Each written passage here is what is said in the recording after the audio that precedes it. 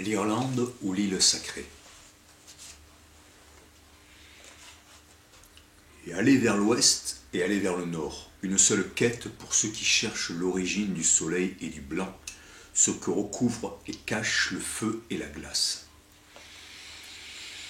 L'historien romain Avienus, IVe siècle, appelait l'Irlande l'île sacrée, sans autre commentaire permettant de comprendre le terme. L'associait-il à l'hyperborée ? Le réenchantement que la musique, les paysages, l'esprit de l'Irlande offrent encore, avec la mémoire qu'ils rendent, suffisent à expliquer sa sacralité en raisonnant, sans que la raison toujours l'explique. Le sacré est ce qui nous rend à nous-mêmes en nous reliant au tout. Toutefois, accéder par les textes à la mémoire de l'Irlande est aussi ardu que de comprendre le discours décousu ou inspiré d'un druide ivre à la verte airain. En effet, l'écrit était interdit dans la tradition druidique. Les Celtes parlaient cependant d'une terre de brume, antérieure à notre monde dense, évoquant fortement le temps du rêve des aborigènes australiens.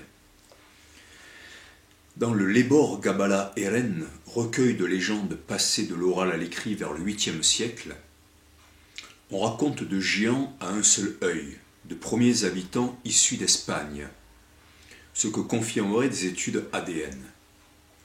Les Tuatha Dé Danann, semi-divins, venant de 4 îles du nord du monde, apportèrent 5 talismans. La lance de Lugh, l'épée de Nuada, le chaudron et la massue de Dagda, la pierre de Fal. Il en ressort pour moi des souvenirs antédiluviens, atlantes, hyperboréens, druidiques bien sûr, épiques, des migrations post-diluviennes mêlées à la christianisation. C'est l'ancienne mémoire de l'Irlande, comme en de nombreux autres lieux, qu'ont voulu effacer ceux qui l'ont conquise et martyrisée. Cromwell, protestant puritain et fanatique, y accomplit un quasi-génocide, 600 000 morts au milieu du XVIIe siècle, et des confiscations de terres générales au profit de ses colons. Des populations entières jetées sur les routes. 2 siècles après, ce fut la Grande Famine, entretenue et utilisée par les Anglais en haut lieu pour exterminer les Celtes, comme en témoignent des journaux de l'époque. Aujourd'hui, l'Irlande devient un vaste paradis fiscal, autre version de la terre de toutes les richesses. Acculturation, fanatisme et génocide, une recette qui a démontré son efficacité. L'histoire des enfants de Lyre, devant errer 3 fois 300 ans avant d'être libérés, transformés en cygnes, pouvait être une prophétie des 9 siècles de perte de souveraineté de l'Irlande jusqu'au début du XXe siècle. Et c'est ce qu'on va voir maintenant, de Tara l'Irlandaise au milieu du monde. L'extraordinaire site de Tara, daté du 4e millénaire avant Jésus-Christ, est plus ancien que les pyramides et un des tout premiers observatoires astronomiques du monde avant même Stonehenge, dont les pierres auraient d'ailleurs été transportées d'Irlande par les pouvoirs de Merlin. Tara s'organise autour de 2 cercles se touchant légèrement, ressemblant de près au Vesica Piscis et évoquant Avebury. On nomme cette partie Anforad, le siège du roi, comme un écho d'Amphora, l'amphore, un des noms latins de la constellation du Verseau. Le site s'appelait autrefois Timher Nahari, en relation à la fille de Mills Espain, et fut le lieu du couronnement des rois suprêmes d'Irlande, les Ardri Érenn, dont le nom rappelle Arduino, le roi italien qui combattit les Saxons, Arduina, la déesse ours des Ardennes, Arthur et Arjuna. 142 rois se seraient succédés à Tara, comme attendant les 2 derniers pour atteindre 144, nombre de complétude en de nombreuses cultures.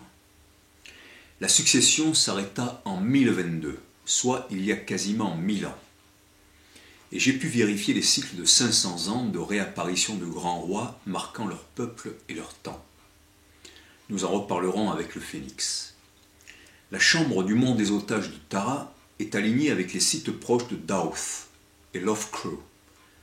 Le 8 novembre et le 4 février, non loin des fêtes celtiques de Samhain et Imbolc, qui correspondent au 31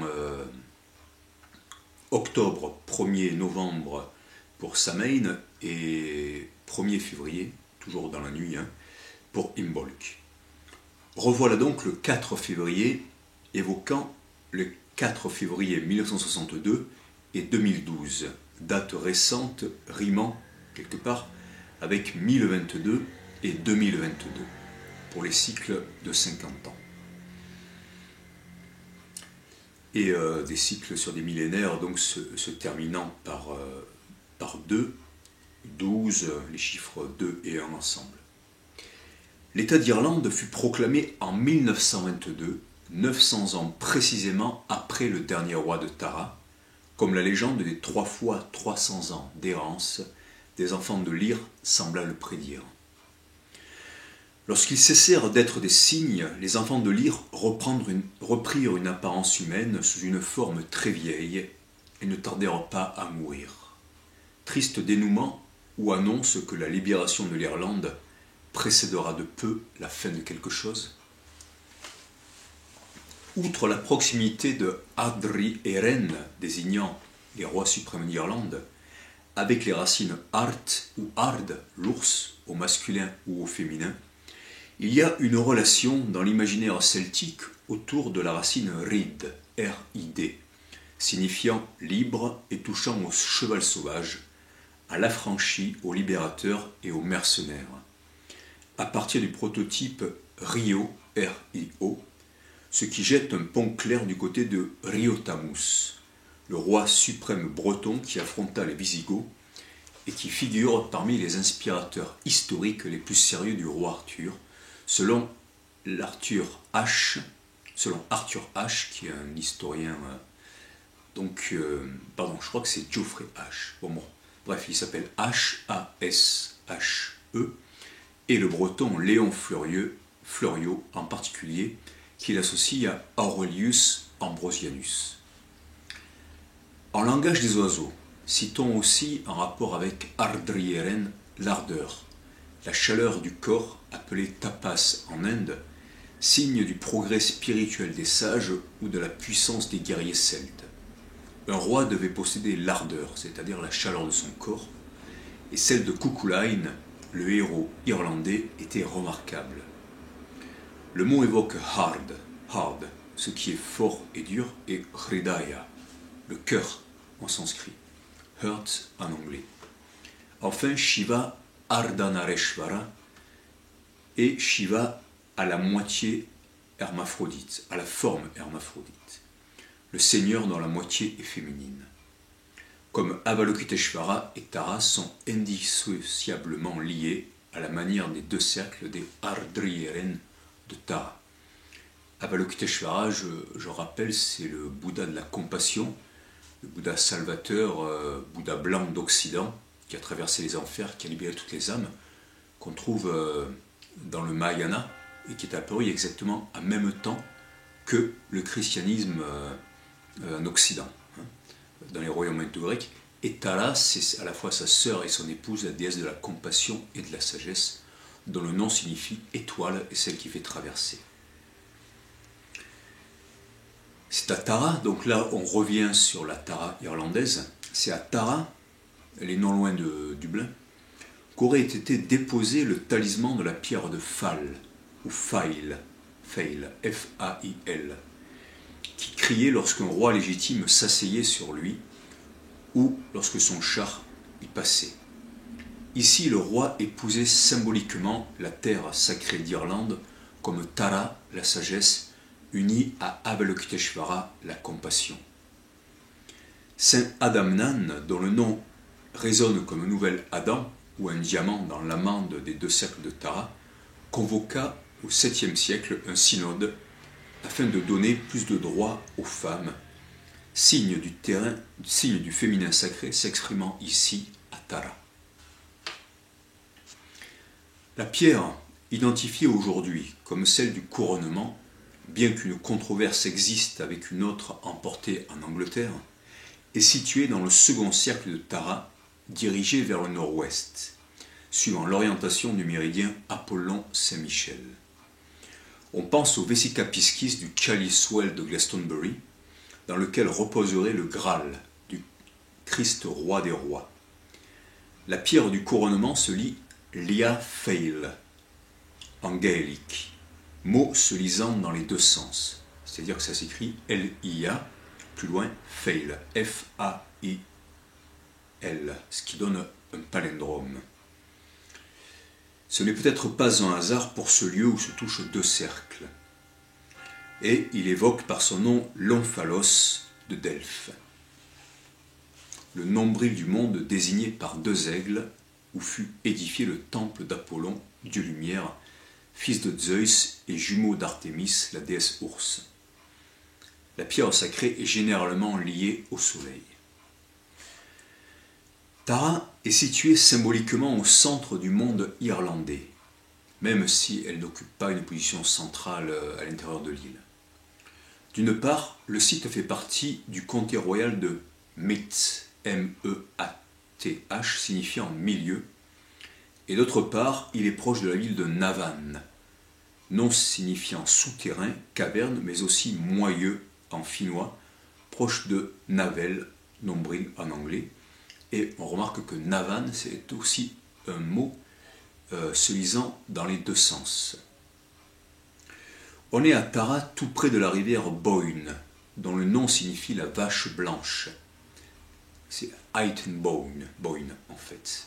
Animal lié au féminin sacré s'il en est, comme en témoigne Isis, qui était une déesse vache, comme Hathor, Sarasvati, la femme bisonne blanche des Lakota, et enfin Bohan, déesse de la rivière Boyne, comme Sarasvati est la déesse de la rivière homonyme en Inde. Aujourd'hui, le passage de la route Motorway 3, la M3, menace de couper le site de Tara. On trouve dans la ville de Washington, aux États-Unis, un immense Vesica Piscis au centre duquel s'élève un obélisque, ce qui ne peut empêcher de donner à penser que les États-Unis désignent à Washington, tels autrefois les Celtes à Tara, leur président, roi, empereur, comme chef suprême du Nouveau Monde. On pense aussi à la Kaaba, la pierre noire de la Mecque, pré-islamique et pourtant demeurée pôle de l'islam, semblable à un astre noir autour duquel on tourne, comme pour faire une quadrature du cercle. Éternité, repère, fonction polaire, l'étoile, la pierre, mais aussi l'arbre, partagent bien des valeurs anciennes. Il faut y ajouter la source ou la rivière qui, avec la pierre et l'arbre, formait la trilogie des lieux de culte celtiques.